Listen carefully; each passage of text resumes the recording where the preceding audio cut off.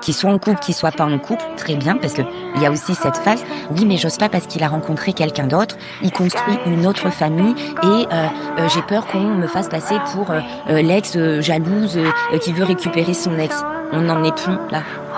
Nous, on est un couple parental.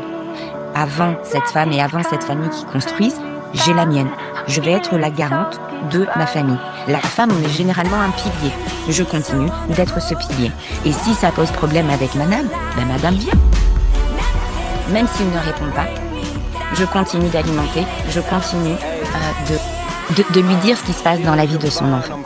Parce qu'à un moment donné, et ça je l'ai vécu, et d'autres clientes aussi, quand le lien va se reformer, quand le père va être plus présent pour son enfant, dans les moments à deux, et quand le père va dire, tiens en fait, comment elle va ta prof un tel?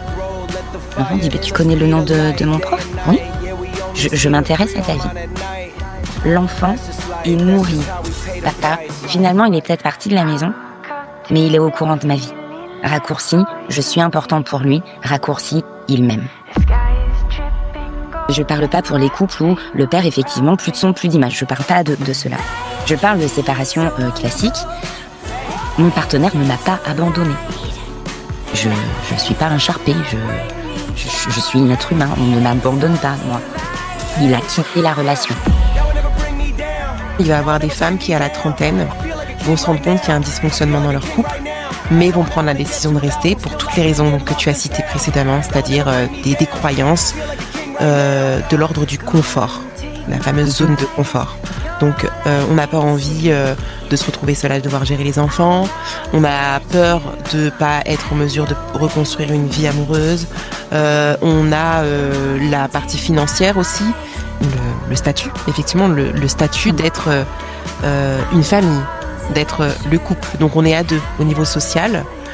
Le couple est toujours valorisé par rapport aux célibataires. Bienvenue dans La Voix entre nous, le podcast où le lien devient parole. Je suis Marielle Guémot, coach relationnel. Et 2 fois par mois, je t'invite à t'asseoir avec moi pour une conversation posée. Une voix parmi d'autres qui vient faire résonner la tienne. Ici, on parle des relations qui tissent nos vies. Celles qui nous élèvent, nous blessent parfois, mais toujours nous révèlent. De temps en temps, je tends le micro à des personnes qui œuvrent pour un rapport plus vrai à soi et donc aux autres. Respire et entre dans l'espace, entre nous.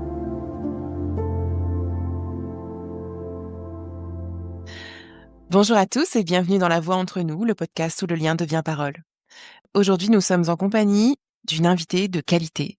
C'est une femme que j'ai découverte sur Instagram et qui m'a beaucoup touchée parce qu'elle fait partie de ces gens qui enseignent, transmettent ce qu'ils traversent. Et ça, je trouve que ça donne de l'envergure au savoir intellectuel qu'on engrange lorsqu'on se forme à différentes techniques d'accompagnement. Dans ses vidéos, elle s'illustre dans un jeu d'acteur hyper crédible et nous partage des mises en situation qu'on peut tous rencontrer de façon directe ou indirecte lorsqu'on est confronté à la séparation. Cette femme a un parcours de vie vertigineux. Je sais que son histoire et sa clairvoyance vous touchera comme elle m'a touchée. Manuela Sens, bonjour. Bonjour. Waouh, merci pour cette présentation. Ah, franchement, elle était facile. Elle était facile parce que j'ai été inspirée tout de suite. Voilà. Donc, alors attends, avant de continuer, je te laisserai la parole, mais je vais juste inviter les personnes qui nous écoutent à s'abonner au podcast pour rester informés des actualités. On vous en dira un peu plus tout à l'heure. Alors, abonnez-vous pour ne rien manquer. Voilà, on peut revenir à nos moutons. Manuela, tu es la première personne que je ne connaissais ni d'Ève ni d'Adam, à qui j'ai proposé de participer à ce podcast. Donc, j'ai lancé ce podcast il y a quelques mois et je me réjouis chaque fois des confidences, des prises de conscience qu'il permet, que ce soit du côté des invités ou des personnes qui écoutent. Alors, je te remercie infiniment d'avoir accepté de partager le micro avec moi. Manuela, est-ce que tu veux bien nous dire qui tu es aujourd'hui? Oui, bien sûr. Et d'ailleurs, encore une fois, merci à toi. Alors moi, Manuela Sens, je suis une femme de 48 ans, maman d'un ado de 15 ans. Je suis sur la région de Bordeaux et aujourd'hui j'accompagne des couples en séparation et en crise, mais aussi des personnes qui sentent qu'elles ne sont plus alignées dans leur relation. Et mon rôle en tant que médiateur, c'est d'ouvrir un espace de clarté, d'apaisement et surtout de choix responsables. Ok. Très clair comme phrase. Qu'est-ce qui te prédestinait à être médiatrice en séparation? Est-ce que tu te considères comme médiatrice en séparation déjà? Ou est-ce que tu es médiatrice tout Hem, court? je pense que, quand je me suis formée à la médiation, alors la médiation, tu as plusieurs corps de métiers comme le médiateur à la consommation, par exemple. Mais, ce qui m'a conduit à la médiation, ce qui a fait de moi une médiateur, c'est mon histoire personnelle. C'est, ma relation de couple. Donc c'était évident pour moi que ma zone de génie allait être précisément sur cette niche. C'est pour ça que, on nous forme au conflit, à restaurer l'entente, on nous forme à la dynamique relationnelle. Donc, concrètement, je pourrais intervenir, quand il y a des problèmes de voisinage, par exemple. Mais j'ai toujours été une femme passionnée. J'ai toujours fait les choses, guidée par une motivation profonde qui me prenne aux tripes et surtout dans lequel je ne m'ennuie pas. Et l'amour, j'ai toujours aimé l'amour. Donc c'était une évidence que, ma niche allait être, le couple et surtout la famille. Le couple avec enfants parce qu'il se joue beaucoup de choses dans le foyer une fois que la porte se ferme. Nous-mêmes, aujourd'hui adultes, on trimballe des casseroles issues de notre, enfance. On a honte de certaines choses qu'on laisse bien enfouies en nous et on ne se rend pas compte que toutes ces petites choses qu'on balaye sous le tapis vont faire partie de notre identité, vont pousser à faire des choix et on n'arrive pas à une séparation par hasard. Et donc, j'ai voulu accompagner, j'ai voulu transmettre tout ce que j'avais appris grâce à la médiation au couple et à la famille.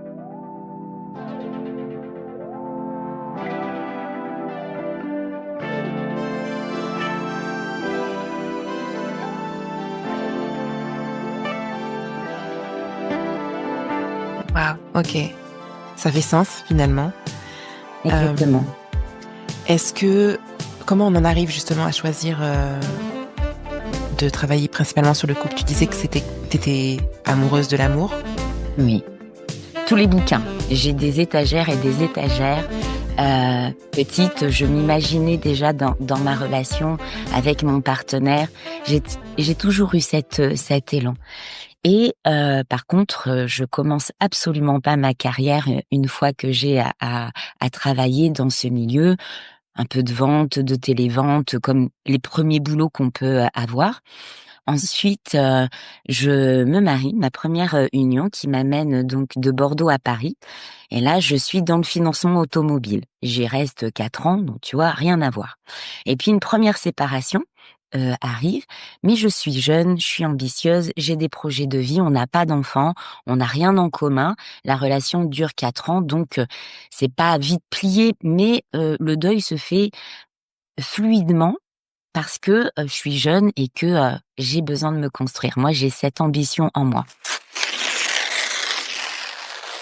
Donc toi, là, Je pars de quand tu parles de séparation, tu parles de divorce parce que t'es mariée, hein, c'est ça? divorce. Oui. Ok. Ah oui. Ouais. Les 2, ce qui m'a amenée à la médiation sont mes 2 divorces, mes 2 séparations et donc je quitte Paris, j'ai fait le tour. Je raconte ça parce qu'il y a un lien après. Je fais le tour, je me lasse vite. Donc j'ai atteint mes objectifs, OK, il est où le prochain, challenge? Donc je reviens sur Bordeaux et en 2e noces, je, me marie avec mon ami d'enfance. On a, 35 ans, voilà, la trentaine. Je sais même plus, tiens, tu vois comme quoi ça passe, on se dit c'est hyper important et après quand on évolue, ça passe. Bref, je reviens et sur Bordeaux, donc je me marie avec mon ami, d'enfance qui est dans l'artisanat et je vais travailler 15 ans avec lui. Je vais apprendre ce métier. On va ouvrir plusieurs commerces et je vais véritablement m'épanouir dans ce corps de métier qui est intense Un croissant, s'il vous plaît. dans la boulangerie-pâtisserie. Ok. Et on fait Bordeaux, Paris, j'ouvre un salon de thé, j'adore le contact avec la clientèle. Entre-temps, on a un petit garçon, donc je suis maman. Et sur ma to-do list, quelque part mentale, sans m'en rendre compte, je coche des cases. Ça y est, j'avance, j'ai fait ci, j'ai fait ça, j'ai fait ci, j'ai fait ça. Et à un moment donné, quand sur cette to-do list, tout est coché, et je commence à tourner en rond. Encore une fois, sans m'en rendre compte. Il y a quelque chose, une lourdeur en moi. Je suis à ma place et quelque part, je n'y suis plus. Il y a beaucoup de faire, beaucoup de boulot, beaucoup de, quand je dis le faire, ce sont des réalisations. C'est je vais atteindre tel objectif. Il faut que je sois partout, sur tous les fronts. Maman, chef d'entreprise, épouse, une bonne sœur parce que je suis l'aînée d'une fratrie, présente pour ma famille, une bonne amie. Et en fait, je navigue entre tous ces rôles. Et puis les premières tensions arrivent dans mon couple. On change plein de choses. On déménage de Paris, on revient sur Bordeaux pour avoir un cadre plus cool, me reconnecter à la nature. Peut-être que c'est un rythme qui ne me convient pas. On réouvre une autre boutique, donc cette fois-ci, je travaille toute seule sur la pâtisserie. Mon mari a sa boulangerie de l'autre côté de la rue. Et je me dis, OK, là, tu as tout à faire toi-même, une équipe à souder, à montrer qui tu es, à reprendre en fait l'activité. Et je continue de m'éclater parce qu'à chaque fois, il y a une nouveauté. À Paris, il y a le côté salon de thé et quand je reviens, c'est le chocolat et la glace. Je m'éclate, toujours encore dans le faire. J'y vais à fond, je me donne. Étant une femme passionnée, je fais tout à fond. Et je fais tout partout, dans toutes mes rôles, dans toutes mes casquettes. J'y vais à fond. Et à un moment donné, à alimenter cette dynamique, je m'épuise. Mais le mental, il m'écoute pas. Il est dans son histoire et je suis dissociée en fait de mon corps. Et à un moment donné, c'est le corps qui dit tu veux pas m'écouter, t'es fatigué, tu t'adaptes au fait de dormir 5 heures. Ok, je vais te montrer différemment que la voie dans laquelle tu vas, ça me convient pas. Je vais te montrer que la relation de couple, c'est à deux. C'est pas à toi de tout porter. Et là, c'est mon corps qui me lâche.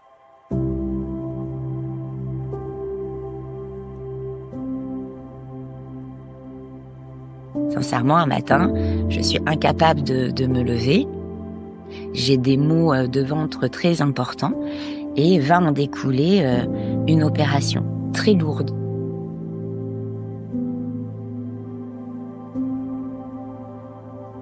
Ce que j'oublie de dire, c'est qu'auparavant, j'ai eu une entorse. J'ai remonté ma rotule du genou d'1,5 centimètre. Et c'est pas grave, avec la béquille, j'y vais.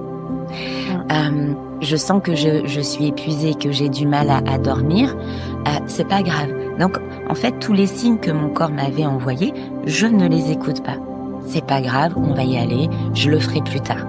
Et donc, avec cette ultime opération des intestins, pour ne pas la citer, je suis immobilisée.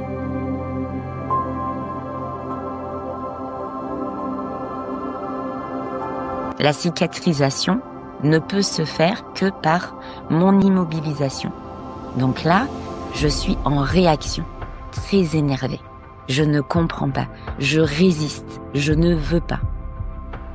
Et parallèlement à ça, les tensions dans le couple augmentent et on en arrive à la séparation.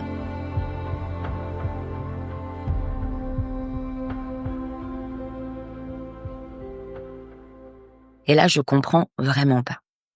L'histoire que je me raconte, c'est j'ai tout fait pour sauver mon couple. Je ne comprends pas comment, en se connaissant de toute une vie, parce qu'11 ans, pour moi, c'est carrément depuis tout petit, on a tous nos souvenirs ensemble. Autant avec ma première union, je comprenais l'incompatibilité, l'erreur de jeunesse, mais autant dans ma deuxième union avec mon ami d'enfance, je ne comprends pas. Tu le vis plus Et comme là, un échec? Cette, séparation-là, tu la vis plus comme un échec que la première. c'est même pas un échec. J'en suis même pas là. C'est je ne comprends pas. OK. Il y a Mmh. l'état de sidération, d'incompréhension et indépendamment de la douleur que l'on peut ressentir suite à une séparation, je ne comprends pas ce qui s'est passé. Je vais, regarder les conférences, écouter des coachs, me déplacer à des conférences de bien-être sur la relation de couple. Pour partie, ça résonne en moi en me disant: «OK, je comprends. Je comprends pourquoi on s'est disputé sur tel sujet. Je comprends quelle a été ma posture» et en même temps, je ne comprends toujours pas. Il y a une partie en moi, je ne comprends pas. Ça dure, en sortant par exemple d'une conférence, je vais me dire: «OK, ça y est, j'ai compris, j'ai les clés» et en fait, 2 jours après, je me dis: «Bah non». Il y a c'est comme un parfum. On a Mmh. des parfums qui sont dilués, puis on arrive à l'essence du parfum, à l'eau de parfum. Bien moi, je voulais toucher cette essence et je Donc cette tombe. incompréhension-là, elle se traduit comment chez toi? Ça te met en colère? Ça te rend triste? C'est quoi? Je pense qu'il y a tellement un mélange d'émotions et à l'époque, je suis pas formée à vraiment tout décrypter, Mmh. heu et j'ai cette capacité, en fait, à enfouir en moi et à aller par priorité et ma priorité, c'est comprendre avec mon mental, avec mon esprit, mais aussi le ressentir dans mon corps. Cet alignement, en fait. À Mmh. l'époque, ce terme, je ne le connaissais pas, mais je cherchais cet alignement. Et il y avait toujours une dissonance entre les 2. Jusqu'à ce que je tombe sur, un site sur internet en faisant des recherches, la médiation. OK. Qu'est-ce que c'est ça? Je regarde, les tribunaux ont créé, en fait, ce poste pour désengorger les tribunaux parce qu'il y a énormément de demandes, énormément de délais et ils se sont demandé, bien, est-ce qu'on pourrait pas, se positionner autrement et accompagner l'humain autrement? Et je me dis: «OK, j'y vais». Je suis mon instinct, je suis une personne très intuitive où j'ai toujours écouté mon intuition parce que quelque part on l'est tous et toutes. Mmh. J'y vais. Et en sortant de ces séances de médiation que je prends personnellement pour avancer dans ma relation de couple, ça y est, là je le sens au fond de moi, j'ai trouvé. J'ai trouvé, la voie qui me correspondait, j'ai trouvé les réponses à mes interrogations et dans ma vie, il y a un avant et un après la médiation. Et je me dis: «Si ça m'a permis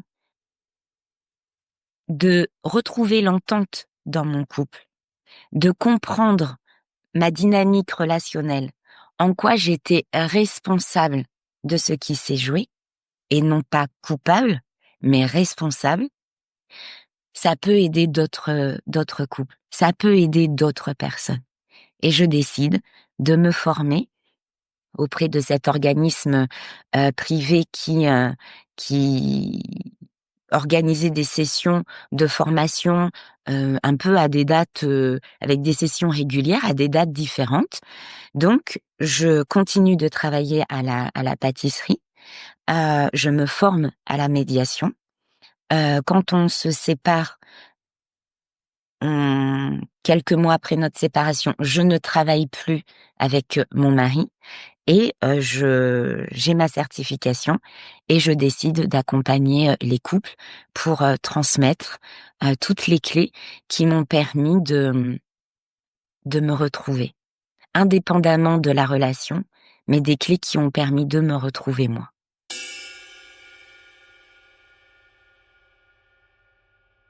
2 thèmes qui vont, changer ma façon d'être en lien avec moi et avec les autres, la responsabilité et comment on fait pour être responsable de sa vie, mais c'est d'être authentique. et je prends la décision de retrouver mon authenticité et de là va se découler, tout ce que je vais partager, mais tout ce qui va aussi, donner une autre direction à mes, 10 prochaines années. Donc là, moi, ce que je comprends quand tu me dis tout ça, c'est que le fameux «je ne comprends pas», en fait, finalement, c'était des questions qui émanaient de tes, problèmes de couple, mais dont les réponses, n'étaient pas à chercher dans le couple, mais dans ta relation à toi, puisque c'est Exactement, au moment où tu prends la décision de changer d'orientation professionnelle et de prendre, quelque chose, enfin de choisir un chemin qui parle à ton âme, qui parle à ton cœur, qui parle à tout, à ta tête aussi, parce que je suppose que c'est ça et aussi être aligné. oui, À partir de là, tu trouves des réponses qui te nourrissent, qui te remplissent? exactement, OK. complètement. C'est, on nous parle beaucoup du couple, on nous parle beaucoup de la relation, mais on nous apprend pas à être en relation. C'est facile d'être en couple. Le le le vrai défi, ça va être comment je reste en lien et en lien profond, en lien sain, Ouais, où je ne vais pas apporter tous mes bagages dans la relation et attendre de l'autre qu'il me répare, ouais. où je ne vais pas attendre qu'il comble un vide, où je vais pas attendre de lui: «Et mon objectif de vie, il est celui-ci, on va tous les 2 dans la même direction et si on va pas tous les 2 dans la même direction, on va se séparer». En fait, c'est comment je porte mes aspirations, sans m'en apercevoir, hein, sur mon partenaire. C'est marrant ce que tu dis parce que la plupart du temps, on aurait tendance à penser que, tu sais, tu connais l'adage, un couple qui s'aime, c'est un couple qui regarde dans la même direction, tu vois? Est-ce que Complètement. le fait de ne pas avoir des projets, communs, en tout cas une vision commune, une projection commune, c'est pas un peu finalement un peu l'arrêt de mort du couple quelque part? C'est quoi? Tout Qu'est-ce qui à dépend. part ça, qu'est-ce qui pourrait justement être le socle du couple, quelque chose qui puisse vraiment l'ancrer, En fait, ce que je constate de ma propre expérience, mais aussi des couples et des personnes que j'accompagne, c'est quand le projet commun de base évolue ou s'arrête. J'ai envie de construire une maison, il veut pas. J'ai envie de déménager à tel endroit, il veut pas. J'ai envie d'avoir des enfants, il veut pas. J'ai envie de me marier, il veut pas. Tu vois? Mmh. Quand le projet du départ s'arrête ou évolue, on on pointe du doigt l'autre. C'est 2 camps qui se forment. Mmh. Moi, mon projet contre ton projet, ma vision contre ta vision. En fait, on nourrit le rapport de force. On devient l'ennemi de l'autre et l'autre devient notre ennemi. Exactement. Ce Mmh. que la médiation m'a appris, c'est que, et on peut le retrouver aussi, en coaching, en courant de développement personnel, hein, d'accord? Là, je parle de mon parcours, de comment ça a été une évidence et comment la trame de la formation m'a fait évoluer avec un avant et un après. Après, avec la nouvelle histoire que je me raconte, ce qui est important, c'est la relation. C'est pas toi contre moi, c'est nous. Et nous, on est en permanence en train d'évoluer. Je ne suis plus la même d'il y a 5 ans, d'il y a 10 ans encore moins. J'évolue en permanence. Donc, mon partenaire va évoluer en permanence. Et la relation va évoluer en permanence.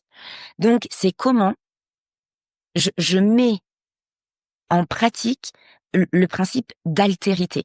L'altérité, c'est je t'accepte dans ta différence.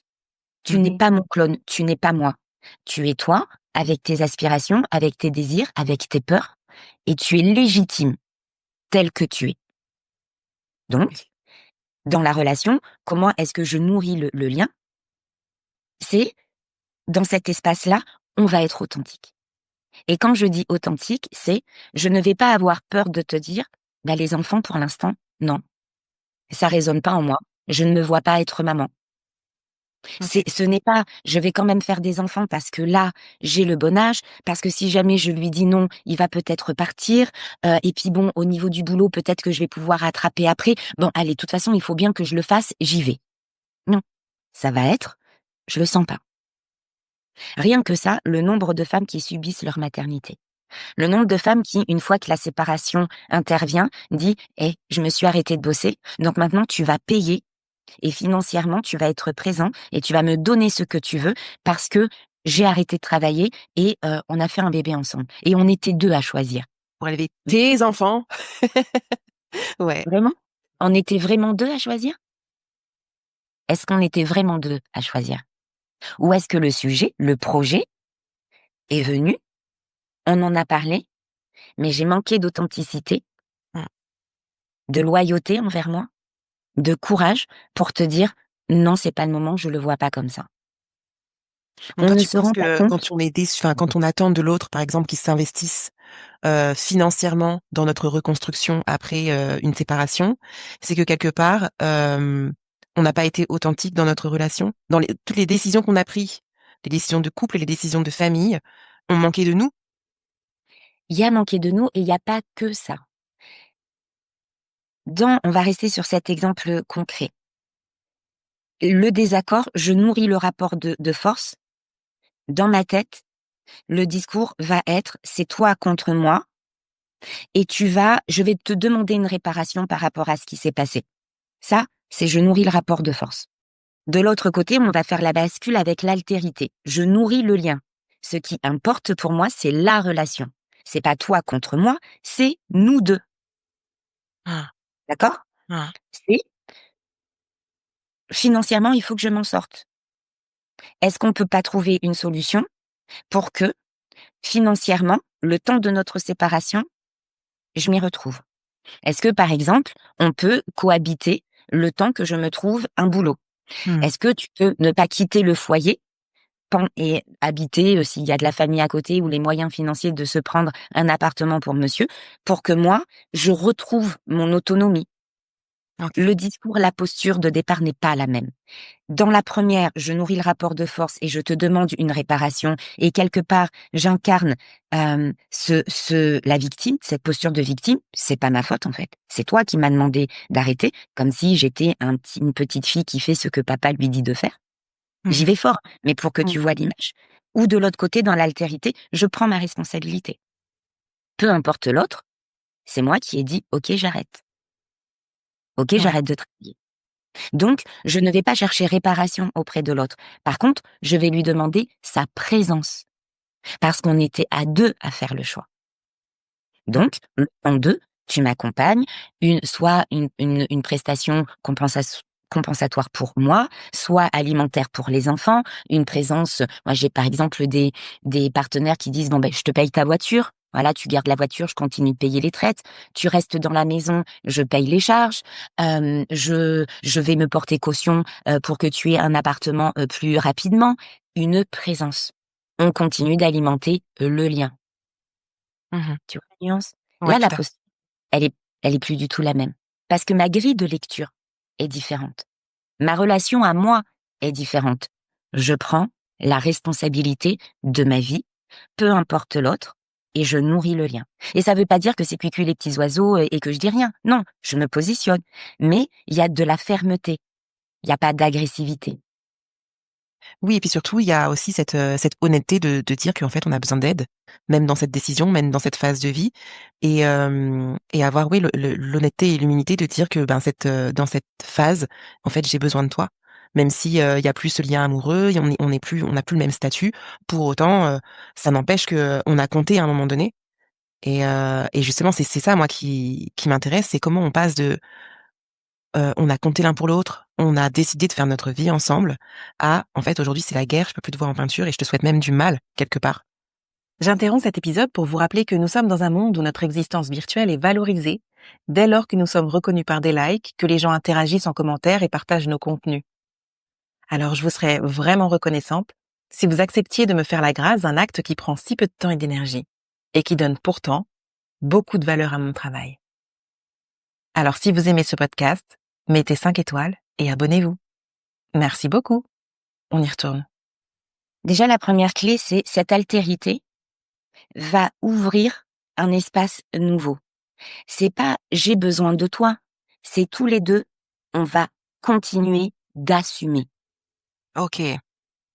C'est on est une équipe. On n'est plus peut-être plus le couple amoureux, Mmh. mais aujourd'hui, on est un couple parental. Et la séparation n'efface pas la responsabilité parentale. C'est, même si c'est douloureux pour moi, parce qu'on se sépare et ce n'est pas ce que je voulais, tu continues d'être responsable, je continue d'être responsable. Quand les fondations du couple parental est comme ça, parce qu'on fait la différence entre les deux, Mmh. demain sera différent. Ma première relation, et généralement toutes les relations où il n'y a pas d'enfant, ça passe. On va peut-être s'envoyer ce qu'on a à s'envoyer dans la tête, on fait une séparation de biens, il y a que du financier quelque part, où il peut y Ouais. avoir un désaccord. Mais ça passe généralement. Les relations où il y a des enfants, c'est celles qui, pour nous, femmes, alors les hommes aussi, mais en étant une femme, on va parler de ce qu'on connaît, de qui on est, ça nous prend aux tripes. On voit pas demain de la même manière. Donc, on va sortir les griffes. Mais pourquoi se défendre quand on n'est pas attaqué? Pourquoi se défendre quand on n'est pas attaqué? Pourquoi regarder demain en disant, dans le couple amoureux, il a été comme ça, donc dans le couple parental, il sera comme ça? Ouais. Déjà, on arrête d'interpréter et de manière négative. Oui, de Donc, faire l'amalgame entre le couple amoureux et le couple parental. Effectivement, tu peux être mmh, un très mauvais mari et un très bon père. voilà.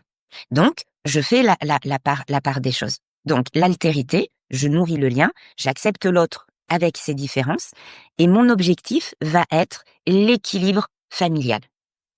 Mmh. Si mon ancien partenaire continue d'être responsable et donc présent et qu'on traverse ensemble cette phase de changement qu'est la séparation.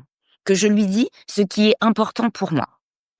La sécurité financière, c'est-à-dire le cadre, que mes enfants soient bien, le logement, le financier, même provisoire, le temps que je retrouve un boulot, la voiture. Déjà, on est bien. Mmh. Déjà, on est sécurisé à l'intérieur de nous. Mmh. Le cadre, il est clair, factuel et posé. Et j'y vais par étapes. Si je nourris mon authenticité, c'est qui je suis et qu'est-ce que je veux. Il n'est plus question de l'autre. Je reprends la responsabilité de ma vie. Ok, le couple amoureux est terminé. Ça, je le pose momentanément de côté et je pose un cadre pour ma continuité. Et ensuite, je reviens sur le couple amoureux.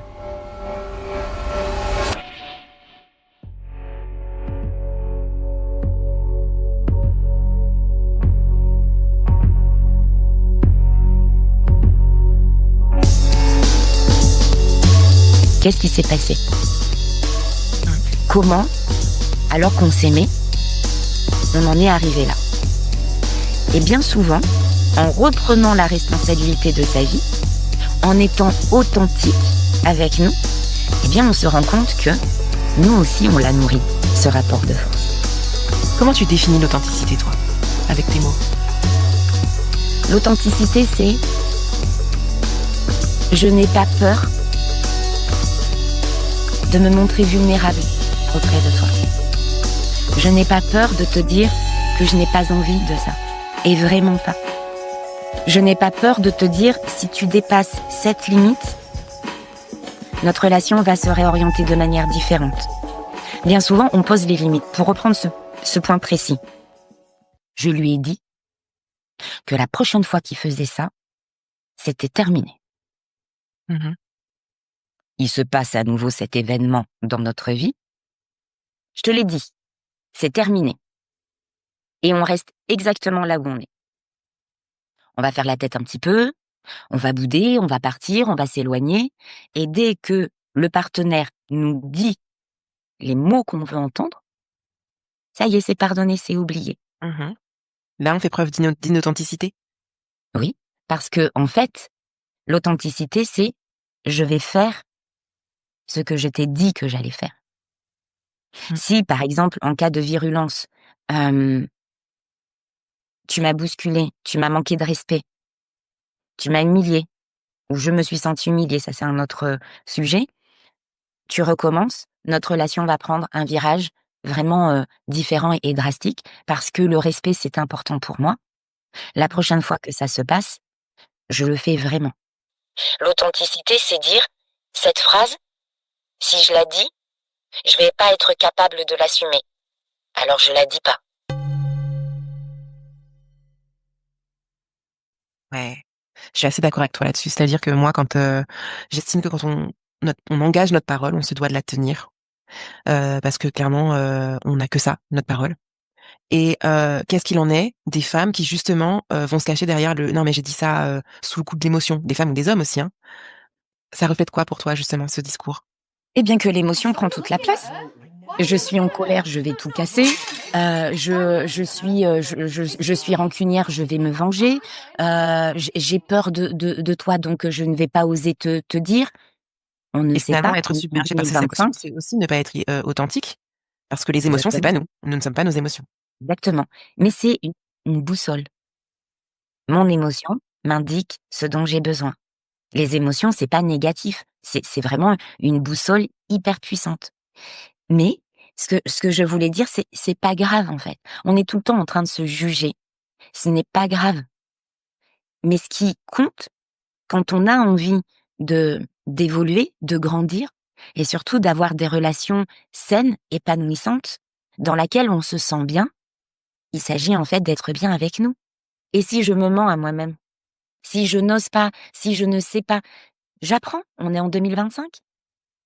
Aujourd'hui, on a des outils pour mieux se comprendre, pour mieux communiquer, pour mieux traverser ce qui se joue. Aujourd'hui, je ne sais pas, j'apprends. C'est pas grave de ne pas savoir. Mais ce qui peut amener des conséquences très douloureuses, voire dramatiques dans les couples, c'est de me dire: «Je suis une pauvre petite chose, l'autre en face, il est trop pour moi», et c'est vrai qu'il y a des cas où la peur est légitime. Mais qu'est-ce que j'en fais? Mmh. Qu'est-ce que j'en fais? Comment est-ce que j'évolue? Je suis pas obligée de transformer ma vie d'un claquement de doigts, surtout, si j'ai des enfants, que j'ai arrêté de travailler, par exemple. Je suis d'accord avec ça. Mais ça dure depuis combien de temps? Il y a Je quelque bouge chose quand? ouais. Exactement. Personne ne le fera à ma place. C'est moi qui suis responsable de ma vie. Qu'est-ce que je fais? Et en fait, plus dans mes accompagnements, plus je leur parle de cette posture de responsabilité, il y a comme un déclic, une nouvelle connexion neuronale qui se consolide et en fait, il est plus question de l'autre. Il s'agit de soi, de qui on est, de quelle personne on a envie d'être. Et quand on a des enfants, quels souvenirs j'ai envie qu'ils gardent de moi? Comment je leur inculque que la relation d'amour, c'est subir. La relation d'amour, c'est dur.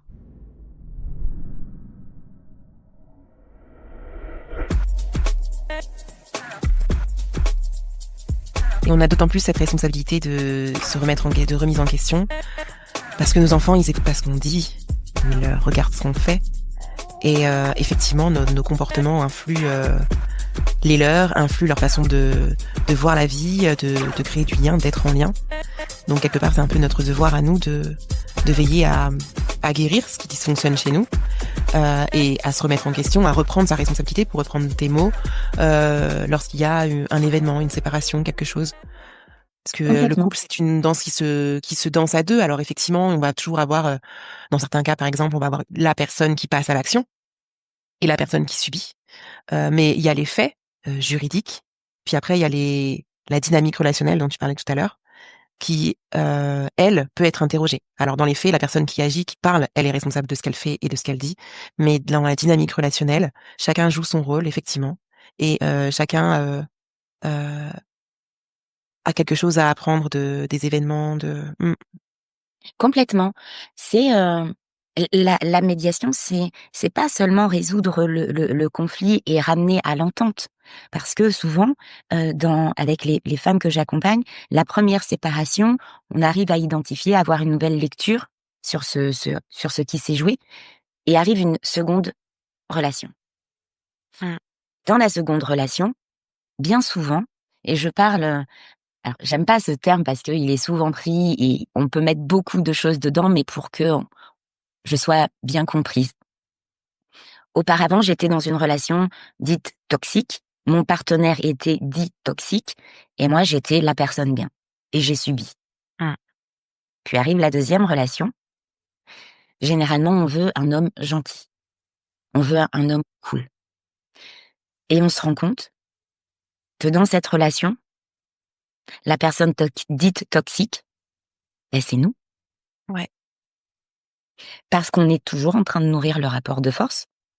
Parce qu'on n'a pas guéri ce qui s'est passé dans la précédente relation. Ouais, c'est ce que Donc, j'allais dire. On est en train de réparer ce qu'on a vécu précédemment en direct, quoi. En direct avec la personne qui est là, qui a rien demandé, effectivement. exactement, à travers la relation à l'autre. Parce qu'on n'a pas compris qu'en fait, c'était notre relation à nous, avec nous. Le regard que je porte différent sur ma relation, qu'est-ce qu'elle m'apprend? Bien souvent, on se dit: «C'est terminé, plus jamais ça. Ça ne m'arrivera plus». Je parle pas de cas de violence, hein, là, il y a même pas c'est même pas un sujet, on est bien d'accord sur ça. Je parle pas de ça. Par exemple, la dépendance, financière. Ouais. Ah, plus jamais, plus jamais. Donc maintenant que je travaille, je garde mon autonomie. C'est mon appartement, jamais on va habiter ensemble. Des enfants, jamais j'ai donné. Pourquoi on va en lien? Pourquoi on veut une relation? Bien souvent, c'est: j'ai pas envie d'être tout seul.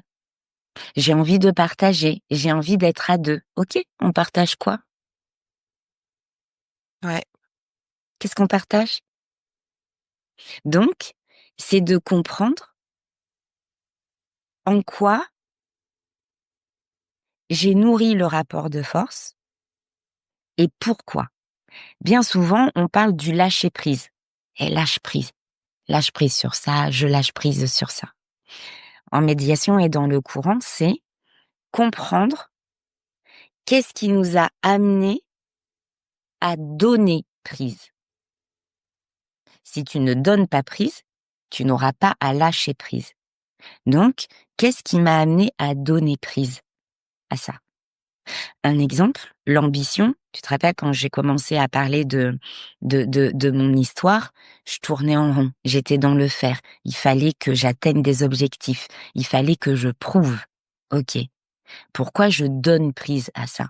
C'est pas simplement de l'ambition, ça va au-delà de ça. Donc, qu'est-ce qui te motive? Tu es une femme, tu as envie qu'on prenne soin de toi, tu as envie d'être paisible dans ta relation, tu as envie d'être présente pour ton petit garçon, et en même temps, tu cours. Et à l'époque, mon petit garçon a 3 nounous. Je travaille le week-end, je suis tout le temps en train de speeder, on m'invite, j'ai pas le temps, je fais toujours tout en speed. Normal que le corps, il lâche. Qu'est-ce qui te fait, qu'est-ce qui t'anime en fait? Pourquoi tu donnes prise? Qu'est-ce qui est important? Ton premier mari, heu, on est jeunes tous les 2, donc on se lance dans la vie active au même moment. Mon deuxième mari, très ambitieux, donc il me nourrit, j'y vais avec lui, on a des projets, je m'éclate. Et quand on se sépare et que je réfléchis à tout ça, va chercher les informations, je fais des conférences, je bouge à droite à gauche, et 20 ans après, je rencontre mon premier mari, Mmh. la première union. 20 ans après. Ça reprend, on y va, des projets, génial. Dans ma tête, je me dis: «Ça y est, j'ai compris, je suis balèze». Mais revient cette différence d'ambition. Mmh. Et dans le rapport de force que je nourris, dans ma tête, je veux que tu sois aussi ambitieux que moi. Je veux quelque part que tu sois comme mon second mari, que t'envoies et c'est à toi de me sécuriser. Mmh. Crac, je nourris le rapport de force. Il y a pas d'altérité, il y a pas de relation, c'est, tu es mon double, un moi en face, et puis tous les 2, on va dans le projet. Mais quel projet? C'est moi qui ai tout dans la tête. C'est moi qui décide. C'est moi qui nourris le rapport de force. C'est moi qui l'amène à être un homme qu'il n'est pas. C'est pas mon second mari. Ça craque, à Et nouveau. cette ambition dont tu parles, finalement, tout ce que tu disais que tu étais ambitieuse, tu courais partout, au départ. Cette ambition, c'est pour toi une valeur ou c'est un besoin? Je pense que ce sont les 2, mais tout dépend de la manière dont dont je l'incarne. Mmh. C'est-à-dire, pour rester sur cet exemple, Pourquoi je donne prise à ça? Mais parce que, jeune, j'étais mise à la porte. J'ai vécu dans ma voiture.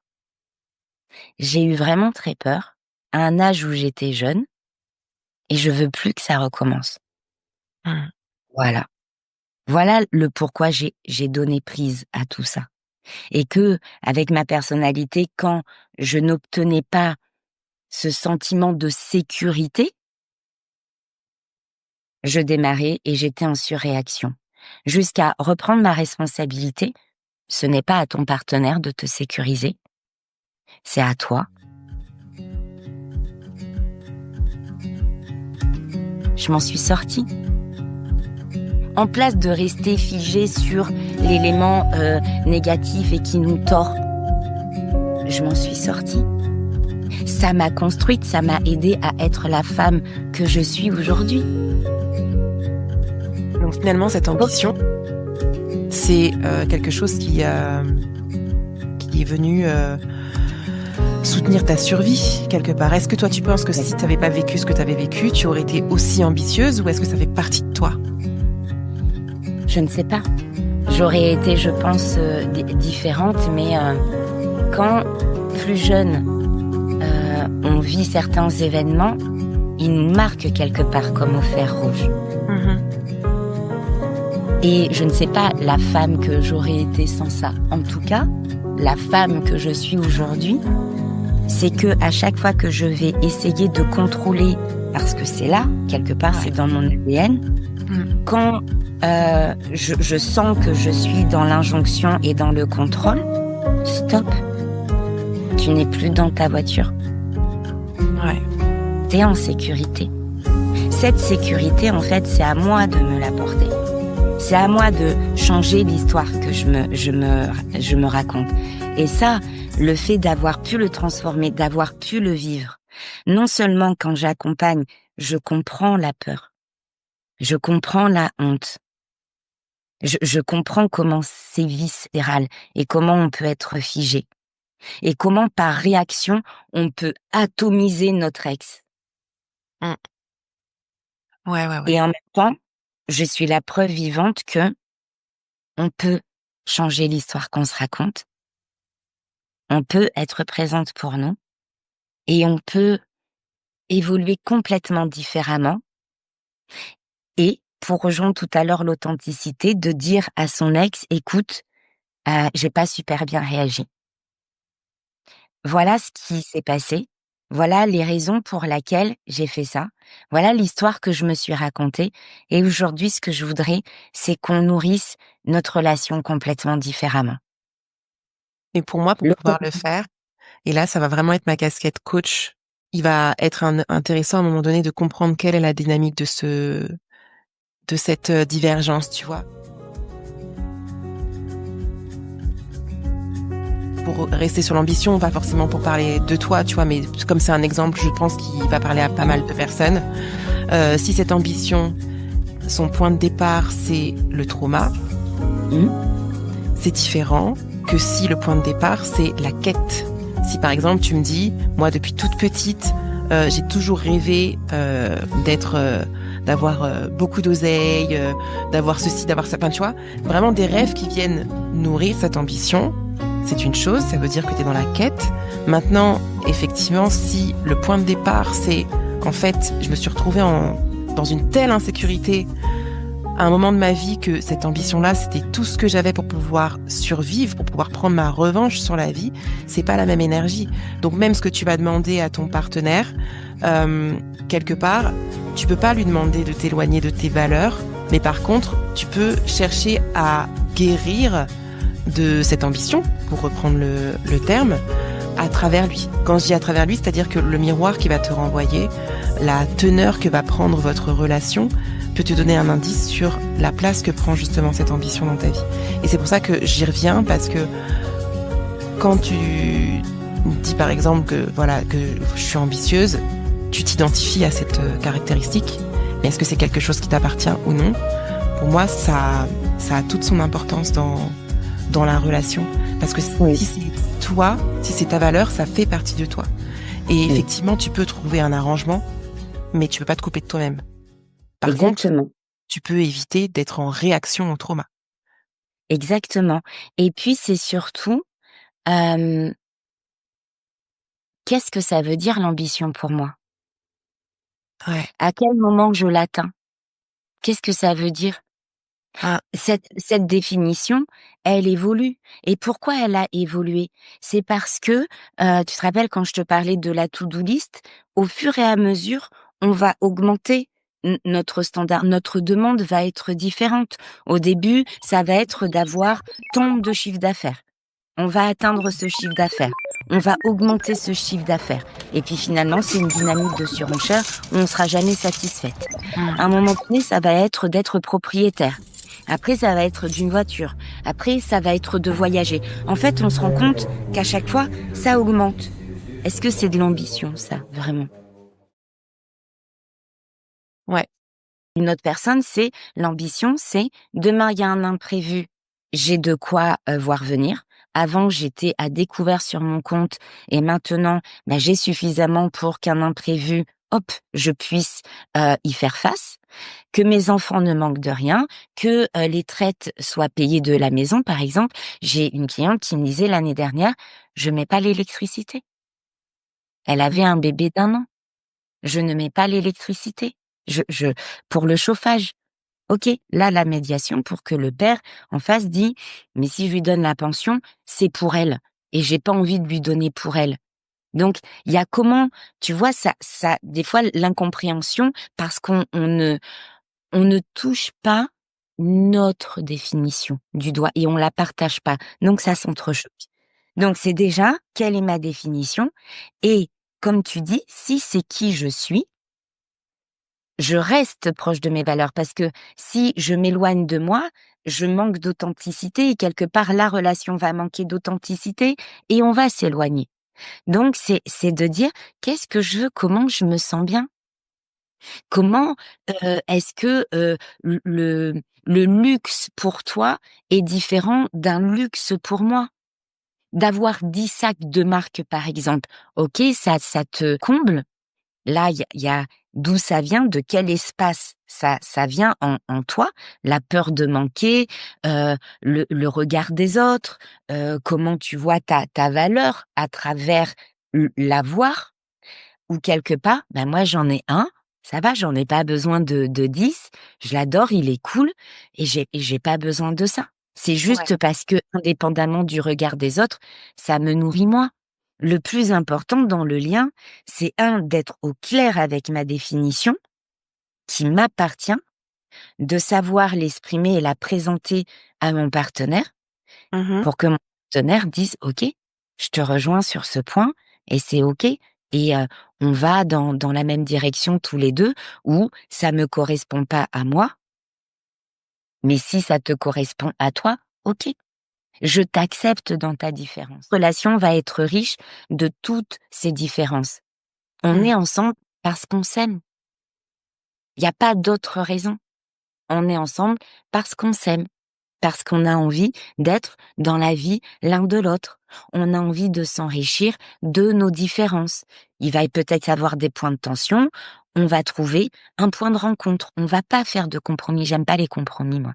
Compromis, c'est je laisse tomber quelque chose qui compte pour moi. Donc au bout d'un moment, quand je vais faire le bilan dans ma tête, je vais t'envoyer quelque chose en retour parce que je vais pas être sereine. Non, c'est je te dis ce qui est important pour moi, tu me dis ce qui est important pour toi et on va créer quelque chose qui nous correspond à tous les deux. On va créer notre relation, on va alimenter notre dynamique. Tu écoutes La Voix entre nous. Et si on parlait un instant de toi? Peut-être que tu sens que certaines relations te pèsent, t'épuisent ou t'empêchent d'avancer. C'est exactement pour ça que j'ai créé mes accompagnements de coaching relationnel. Selon ton besoin, tu peux choisir un rendez-vous unique, l'Austral Flash, pour éclairer une situation précise. Ou un accompagnement plus profond, comme ma détox relationnelle, un parcours de 3 mois pour transformer en profondeur ta façon de vivre tes relations. Pour en savoir plus, rends-toi sur www.soamicoaching.com, SOAMICOACHING, ou retrouve-moi sur Instagram sur la page soami.kenda. soami.kenda. Parce que ce qui a été blessé par la relation sera guéri par la relation. J'ai créé un espace de transformation profonde qui n'attend que toi. Toi, en tant que médiatrice, c'est qui vient te voir? C'est principalement des femmes, des hommes, c'est quoi? Je dirais le plus les femmes, quelques hommes, mais c'est très, très minime et donc je dirais femmes, couple et hommes. D'accord. Les hommes sont très, très peu et avec eux, quand justement ça le permet, je mets en place une marche, une balade et on échange en marchant. Ça les connecte différemment et je trouve qu'ils sont plus à l'aise, pour parler. Donc je fais généralement des marches dites thérapeutiques, avec eux et ça fonctionne pas mal parce qu'ils sont pas super à l'aise en lien par visio, en présentiel. Il y a quelque chose qui est pas naturel en fait, en eux. Ouais. Ensuite, C'est vrai ce que c'est sont des beaucoup plus ouais, c'est très facile pour les femmes de parler. C'est plus facile pour les femmes oui, de parler que pour les hommes, hein. complètement. C'est fou, ouais. Complètement. Ensuite, ce sont des couples pour des dynamiques, précises, voilà, généralement, c'est l'infidélité, des addictions. Heu, on veut se séparer, comment ça se passe? Je veux que ça se passe bien, donc dans les accompagner au niveau de l'émotion, faire retomber l'émotion, que l'émotion ne les guide pas, ne les dirige pas à mauvais escient Ça et arrive ensuite effectivement d'avoir des couples qui arrivent pour te dire, bah, en fait, on veut se séparer.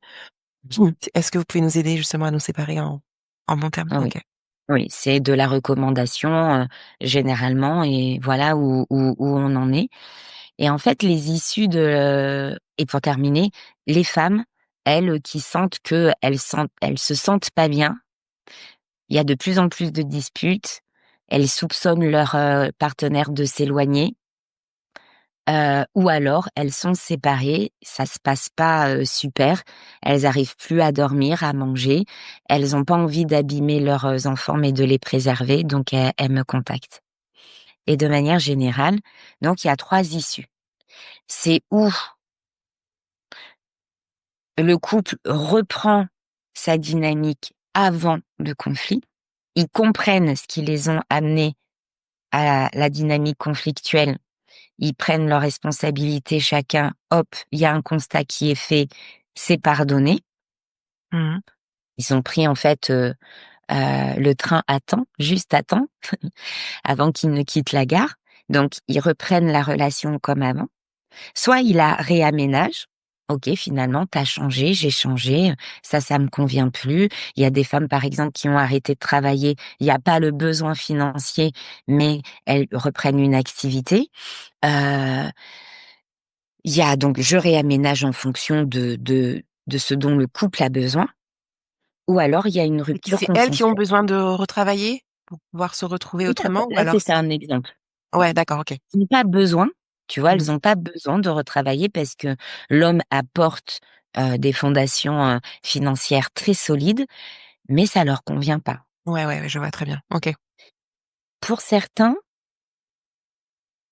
ce que j'ai remarqué dans les couples que j'accompagne, c'est: «Je dépends de toi. Je dois justifier mes achats». Ou quand tu rentres et que le ménage il est pas nickel, il va y avoir une réflexion. C'est comment tu m'as mis dans une case parce que je ne travaille pas. Mmh. C'est comment tu portes sur tes épaules un poids qui, ne t'alourdit pas à extrême, mais ne t'allège pas.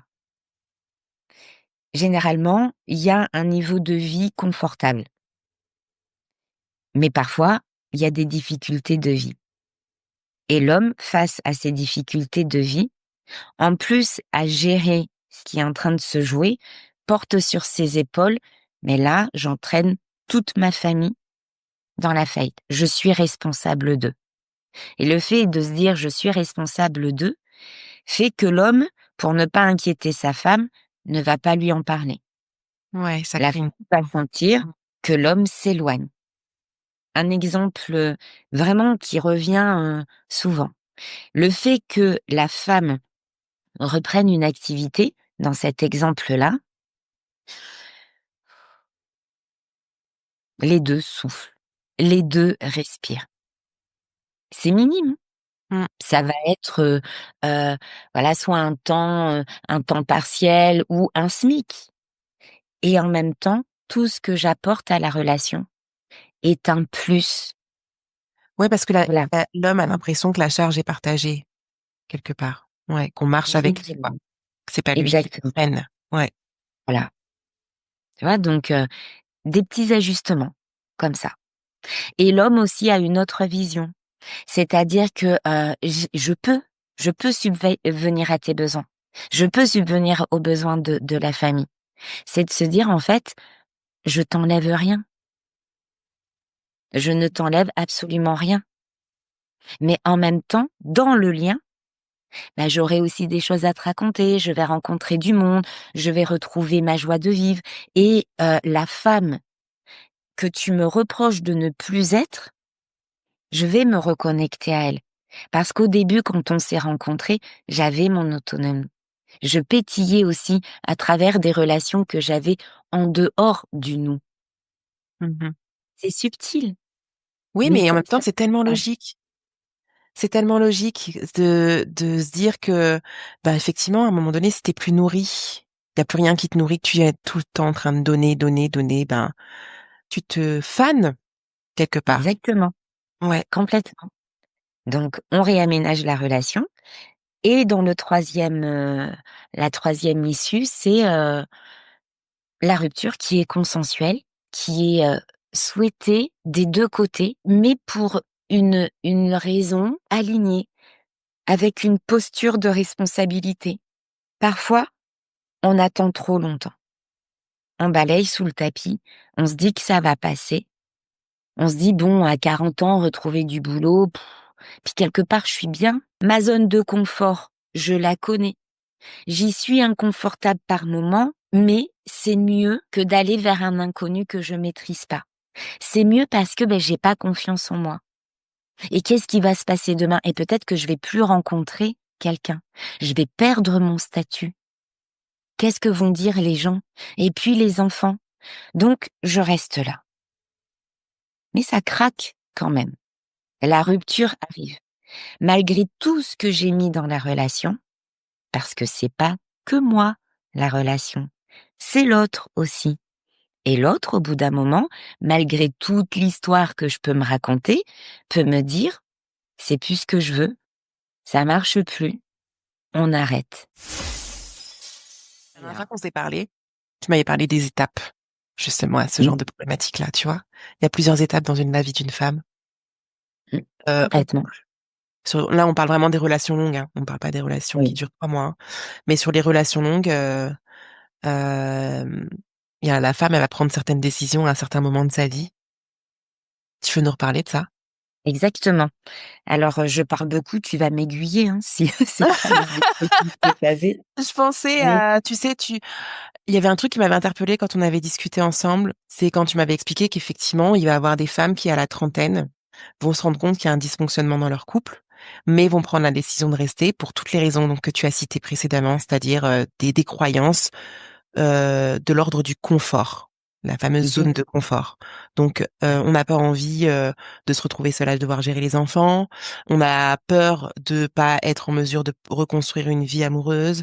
On a, la partie financière aussi, le statut, effectivement, le statut mmh, d'être, une famille, d'être, le couple. Donc on est à 2 au niveau social. Le couple est toujours valorisé par rapport, aux célibataires.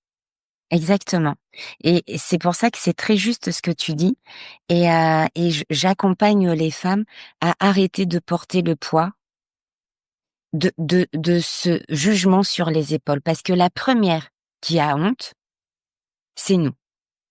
Ouais.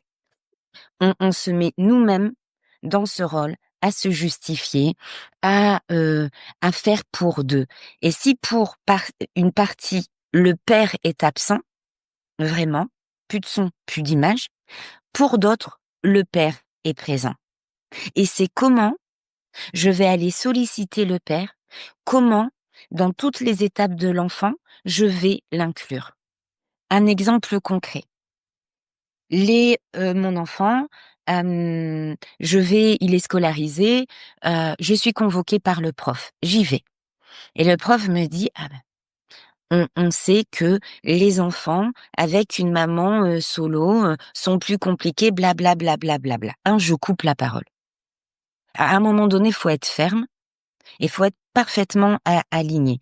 Je refuse d'entendre ce genre de jugement et d'injonction. La personne peut le penser, c'est libre à chacun. Maintenant, il y a une étape entre je le pense et je me permets de te le dire. Mmh. Déjà, pour que la personne en face se permette de le dire, c'est qu'on envoie une image: «Eh vas-y, je suis un paillasson, essuie-toi les pieds sur moi». Déjà, on reprend notre puissance. Tu rien à dire. Tu connais pas ma vie, tu connais pas mon histoire, tu ne sais pas. 1, on reprend notre puissance, on change cette, petite voix qui nous dit qu'on est nul et qu'on va pas y arriver. Deuxièmement, j'envoie absolument tout au père. Ouais. Je continue de fonctionner en tant que parent comme si on était le couple amoureux, comme s'il était présent. Il rentre du boulot le soir, je lui raconte ce qui s'est passé. Là, i on je me suis fait convoquer, voilà les notes par rapport à notre enfant, réunion de famille, un visio, 5-10 minutes, peu importe, mais on continue de nourrir le lien. Ce qu'il se passe dans la vie de notre enfant, on le partage avec l'autre parent. Et En j'ai toute des clients transparence, qui me ouais, disent: c'est vrai. «Mais pourquoi je ferais ça? Il est jamais là, il prend jamais de nouvelles». Et et je choisis quel parent j'ai envie d'être. Et ce choix de choisir le parent que j'ai envie d'être, il dépend de qui? Il dépend de l'autre? Ou il dépend de qui j'ai envie d'être? Mmh. Je reprends ma puissance et je me responsabilise. J'incarne le rôle de parent que j'ai envie d'être. Qu'il soit en couple, qu'il soit pas en couple, très bien, parce que il y a aussi cette phase: «Oui, mais j'ose pas parce qu'il a rencontré quelqu'un d'autre, il construit une autre famille et j'ai peur qu'on me fasse passer pour, l'ex, jalouse, qui veut récupérer son ex». On n'en est plus là. Nous, on est un couple parental. Avant cette femme et avant cette famille qui construisent, j'ai la mienne. Je vais être la garante de ma famille. La femme, on est généralement un pilier. Je continue d'être ce pilier. Et si ça pose problème avec madame, ben madame vient. J'ai rien à cacher. Je l'inclus aussi. Si ça va être, par exemple, sa future belle-mère, eh ben, mazel tov, on y va. Je ne donne pas prise à tout l'environnement extérieur. Je continue de ramener à moi et de nourrir le lien. Je ne suis pas une maman isolée. Je suis une maman célibataire, mais dans l'éducation de mon enfant, on reste une équipe parentale et il a son père. Et son père, quand il y a une réunion, je l'informe à l'avance. Je lui demande de venir. Il n'est pas présent, je lui envoie le numéro du prof principal. Appelle le prof. Je continue d'alimenter le lien. À la décharge du Voilà. père, complètement. Parce qu'à la décharge des pères, hem, enfin moi j'ai 2 enfants par exemple et c'est vrai que naturellement à l'école, on va avoir tendance à tenir informer la mère. Dès qu'il se passe quelque chose, c'est moi qu'on appelle alors ils ont le numéro de leur père, hein. Mmh, Pour le coup, nous on est toujours ensemble, mais dès qu'il y a quelque chose, c'est moi qu'on appelle. voilà. Donc effectivement, je suis obligée après de faire le relais. Alors des fois ça peut être agaçant parce que par exemple, il y a des portails où ils ont des identifiants, ils peuvent se connecter, ils ont accès à l'information. Mais quand même, effectivement, d'une manière générale, c'est toujours vers la mère qu'on va, donc c'est aussi le devoir de la mère de tenir, le père, informé et inclus et in pour qu'il puisse se sentir investi, en fait. Mmh. Exactement. Et il y a des cas où le père, parce que, il aime pas le conflit. Il voit, son ex-femme pleurer, l'aimer encore. L'homme, c'est douloureux pour lui. Il y a certains hommes, ils sont pas aussi à l'aise avec les émotions que nous. Donc, dans la plupart des cas, il y a la fuite, il y a le retrait. c'est de pas voir ça comme il ne m'a jamais aimé. Tu vois, les interprétations. Maintenant, il s'en fiche, et puis il a tous les défauts du monde. Je porte un regard neutre sur ce qui se joue. Ok. Comment je pars de moi, de ce que je veux, et comment je continue de nourrir le lien. Même s'il ne répond pas, je continue d'alimenter, je continue de lui dire ce qui se passe dans la vie de son enfant. Parce qu'à un moment donné, et ça je l'ai vécu, et d'autres clientes aussi, quand le lien va se reformer, quand le père va être plus présent pour son enfant, dans les moments à deux, et quand le père va dire « Tiens, en fait, comment elle va ta prof untel ?» L'enfant dit « Ben, tu connais le nom de mon prof ?» « Oui, je m'intéresse à ta vie. » L'enfant est nourri. Papa, finalement, il est peut-être parti de la maison, mais il est au courant de ma vie. Raccourci, je suis important pour lui. Raccourci, il m'aime. Ouais. Le père ne nous a pas abandonnés. Encore une fois, je parle pas pour les couples où le père, effectivement, plus de son, plus d'image. Je parle pas de cela. Je parle de séparation classique. Mon partenaire ne m'a pas abandonnée. Je suis pas un charpé. Je suis un être humain. On ne m'abandonne pas, moi. Il a quitté la relation. On Mmh. ne me quitte pas, moi. On quitte la relation. La C'est vrai que seule qui peut me la quitter, moi, c'est moi. la fréquence a rien à voir, hein, effectivement. Quitter une relation et être abandonné, c'est pas la même chose, effectivement, et se mettre dans cette posture-là, ça change tout, tout à fait. Exactement, parce qu'on est adulte. Mmh. Maintenant, l'enfant, là, le terme est juste. Il y a des parents qui abandonnent leur enfant. Donc, dans la lecture de l'enfant, lui, c'est ce qu'il va croire. Papa t'a pas abandonné. Et c'est dans notre posture de parents responsables qu'on va faire toute la différence. J'ai d'autres clients qui me disent, je ne vois pas pourquoi est-ce que je ferais ça. Après tout ce qu'il m'a fait, je ne comprends pas et je ne ferai pas ça. Moi, j'appelle ça de la confusion identitaire. On est en train de mélanger énormément de choses. Il s'agit pas de nous déjà, il s'agit de notre enfant, et il s'agit plus du couple amoureux, il est terminé. Il s'agit de savoir quel couple parental je serai. Ouais. Et c'est comme ça que les couples en conflit au début, avec les outils comme je t'ai parlé d'authenticité, de responsabilité, hop, ils peuvent plus se blairer. Il y a plus de son, il y a plus d'image, ou alors il y a que des cris, ils échangent que par mail, et ils sont tous les deux présents à la rentrée scolaire de leur enfant, ensemble. Mmh. Et ça, waouh, Victoire. ouais. Ouais. C'est pour ça que je fais ce que je suis en train de faire, de restaurer, résoudre les conflits, restaurer l'entente. Ça, ça change une vie parce que pour une femme, que son ex soit présent et l'aide dans les étapes. Tiens, je vais me porter caution. Je vais venir visiter l'appartement avec toi. Tiens, pour la voiture, est-ce que tu manques de ça?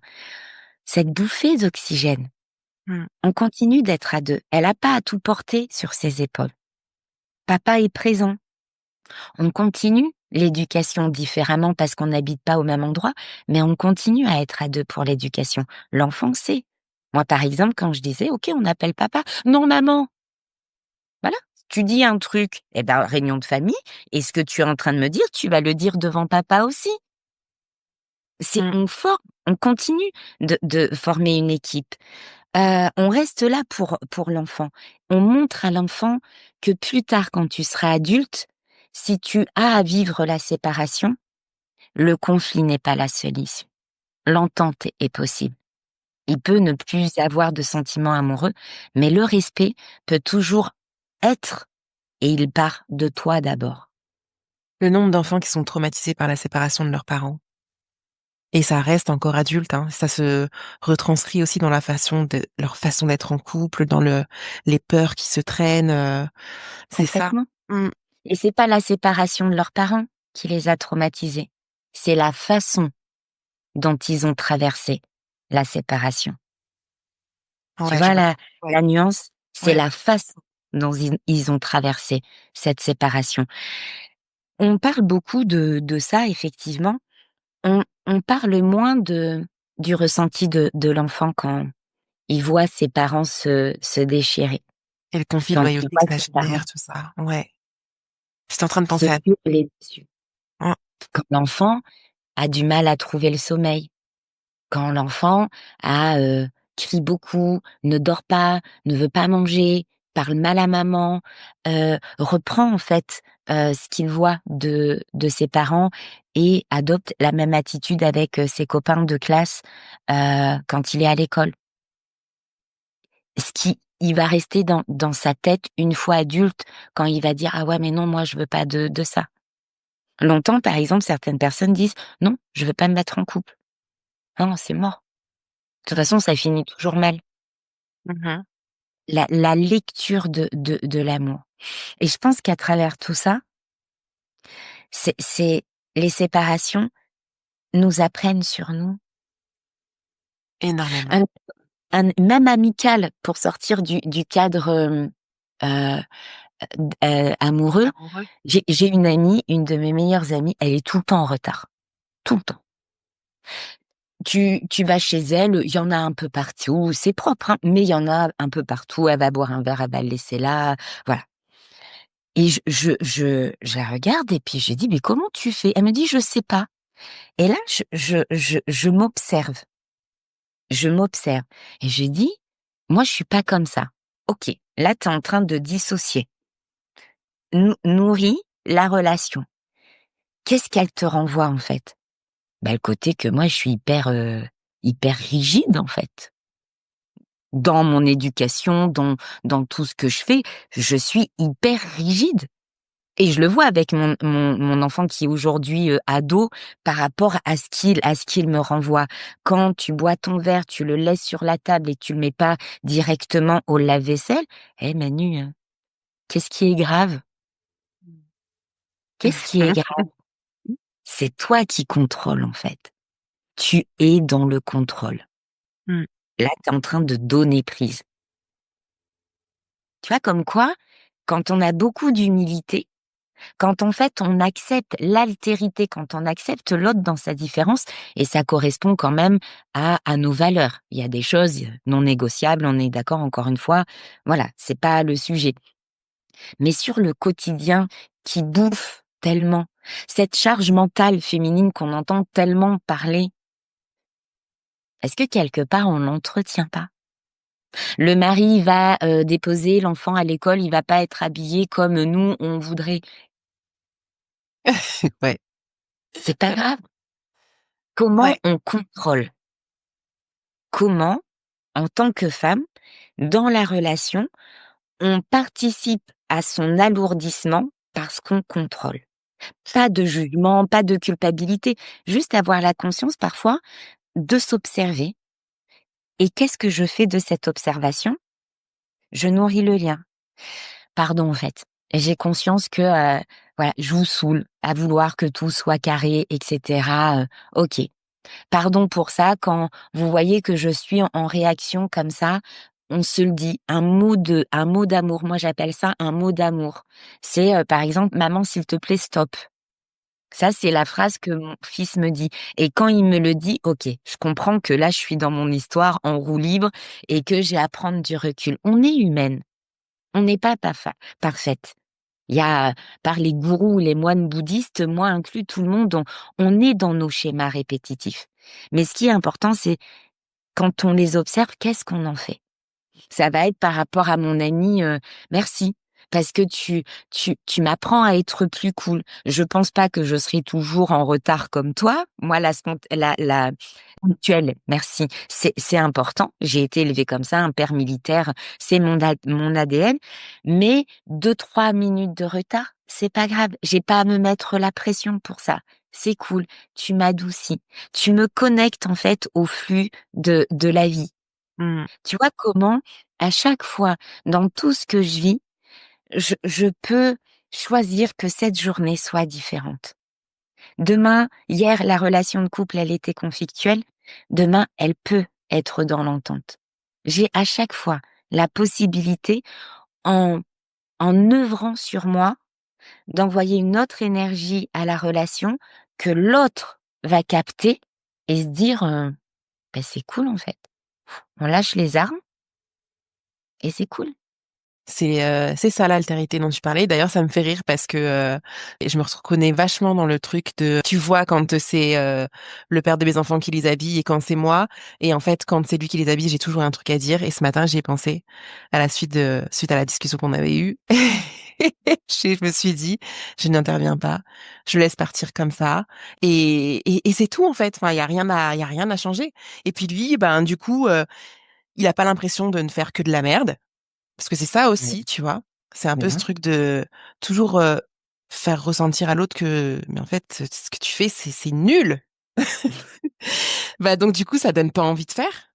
Complètement. Donc il se décharge, enfin il sort du jeu et nous, ça nous rajoute de la charge. C'est humain en même Mmh. temps. Qui a envie, à chaque fois qu'il fait quelque chose, qu'on le reprenne, qu'on l'infantilise? Personne, personne. Et Mmh. puis, on inverse les rôles. Je fais quelque chose et il adopte la même attitude que moi, ben je lui dis: «Tu sais quoi? Fais et puis plus jamais tu me demandes en plus, hein». Ouais, ouais. On supporterait pas nous. On Regardons supporterait la pas par conduite. Les mecs adorent voilà, dire, adorent expliquer aux femmes comment conduire. Mais passe la vitesse, voilà, c'est insupportable. Sauf que nous, exactement. c'est ce qu'on fait au quotidien à la maison. Mmh. Voilà, nous arrivons au terme de la partie 2 de notre conversation avec Manuela sur le thème de la séparation. Restez connectés car nous reviendrons prochainement pour échanger au sujet de l'infidélité. Alors si ce thème t'intéresse ou intéresse quelqu'un que tu connais, partage l'info et reste connecté en t'abonnant au podcast La Voix entre nous. N'oublie pas de le noter 5 étoiles, ça m'aide beaucoup à lui faire gagner en visibilité. Quant à nous, on se dit rendez-vous dans 15 jours. Ciao!